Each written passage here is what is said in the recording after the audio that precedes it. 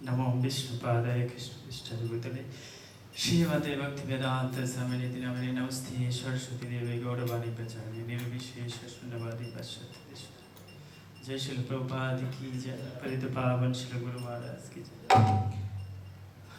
আসলে আমাকে কিছু যে বলবে বলার সুযোগ দিবে এটা আমি কখনো চিন্তা করিনি। তো বলার সাথে সাথে আমার নাম বলার সাথে সাথে আমার ভিতরে সব শুকিয়ে যাচ্ছে। যাই হোক, অপরাধ ক্ষমা করবেন।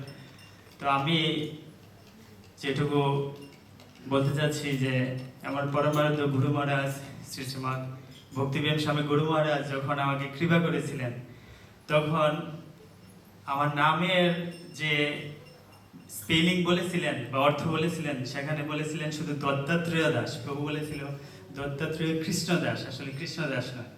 তখন আমি গুরু মহারাজকে বলেছিলাম যে আমরা যখন ভোগ অর্পণ করি বা ভগবানের আরতি কীর্তন করি, তখন তো গুরুদেবের চিত্রপট রাখতে হয়। তো গুরু মহারাজ, আপনি যদি অনুমতি দেন তাহলে আপনার চিত্রপট আমরা সিংহাসনে রেখে অর্চন বা ভোগ নিবেদন করব। তখন গুরু মহারাজ বলেছিলেন আমার চিত্রপট রাখতে হবে না, আমার যিনি গুরুদেব তার চিত্রপট রাখবে।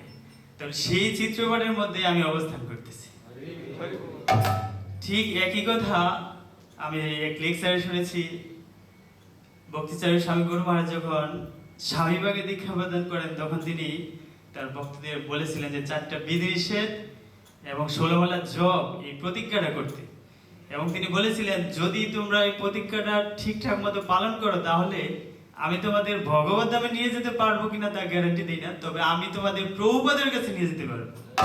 তাহলে গুরু শিষ্যের যে একটা কানেকশন, যে একটা সম্পর্ক, সেই সম্পর্কটা ছিল প্রভুপাদ, তার শিষ্য, সুযোগ্য শিষ্য ভক্তিচারক গুরু মহারাজ এবং তার শিষ্য হিজ হোলিনেস ভক্তিপ্রেম স্বামী গুরু মহারাজ। এই যে একটা পরম্পরা ধারা, সেই সম্পর্ক, সুদৃঢ় সম্পর্ক, এইটাকে যেন সবসময় আমি স্মরণ করতে পারি এবং আমার গুরুদেবের শ্রীচরণ যেন আমি স্মরণ রাখতে পারি, সেই কৃপা আশীর্বাদ আপনারা সবাই করবেন। হরে হরে কৃষ্ণ। ছিল প্রভুপাদ কি জয়, পাবন গুরু মহারাজ।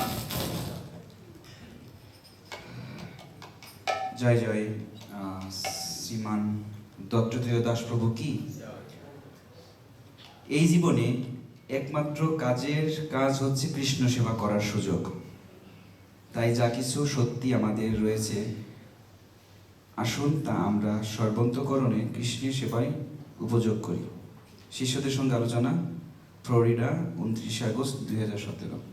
তো এইরকম একজন ভক্ত আমাদের জীবনের যা কিছু আছে তা দিয়েই কৃষ্ণ সেবায় উপযোগ করছেন, নামহট্টি এবং মন্দিরের সেবায়। আমি সবসময় দেখি প্রভুকে, ত্রিলোকেশ্বর কৃষ্ণদাস প্রভু। আমি তাকে অনুরোধ করবো গুরু মহিমা করার জন্য। এখানে আজকে যেহেতু মন্দির কর্তৃপক্ষ চলে গেছে উজ্জয়ন, অনেক সিনিয়র ভক্তরা নাই, যারা আছে সবাই সিনিয়র। আমি তো আগে বলেছি এখানে ভক্তি জীবনে কোনো বয়সে তারতম্য নেই। আমরা সকলে একটু বলি, যদি আইসে যদি গুরু মহারাজ প্রণামন্ত্রটা বলি, এটাও গুরু মহারাজ গ্রহণ করবে। আজকে দিনটা খুবই 80তম ব্যাস পূজা মহোৎসব কি। হ্যাঁ, আজকে গুরু মহারাজের 80তম।